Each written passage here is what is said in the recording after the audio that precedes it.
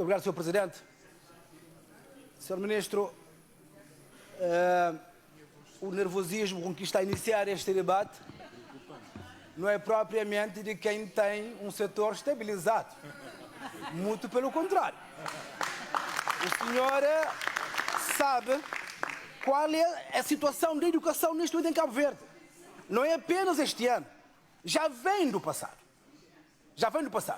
E o senhor tem responsabilidades, está a ser acompanhado e, portanto, não pode vir fazer um discurso completamente desfasado daquilo que é a realidade que nós temos no país.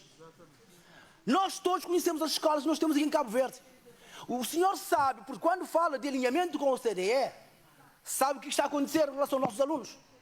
Foi introduzido o semestre zero para permitir que os alunos tenham capacidade de poderem ingressar convenientemente no ensino superior. Esta é a realidade, Sr. Ministro. Mas mais, eu digo o seguinte, Sr. Ministro. O maior bloqueio que está a acontecer em relação aos professores, o responsável é o Governo. Olha, vou lhe dizer o seguinte. Veja o que é que diz o artigo 208 do regime do emprego público que os senhores aprovaram. Este regime diz que o senhor tinha 6 meses para resolver o problema, portanto, do pessoal docente. 6 meses.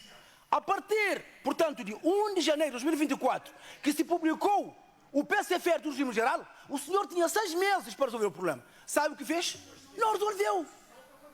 Mandou um projeto para o Governo tardiamente, cheio de problemas, e foi suscitado para refletir sobre as questões que estão no PCFR dos professores, nomeadamente a questão, portanto, da restrição de entrada de professores, a dizer que apenas podem entrar os licenciados.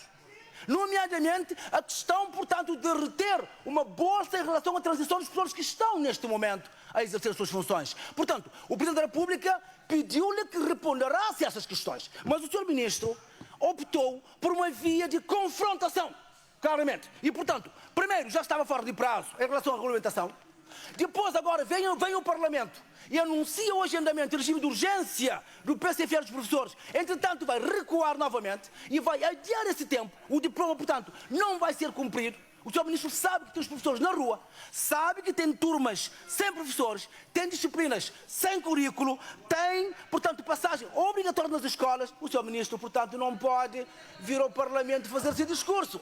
Deveria, portanto, começar de forma diferente, deveria comprometer-se com os professores, deveria comprometer-se perante os cabo-verdianos a encontrar a solução. O senhor disse uma vez, pessoalmente, no Tarrafal, que o senhor tem a oportunidade de convencer o seu governo do problema que tem entre mãos, da importância da educação, para ter a solução. E se não tiver, deveria demitir.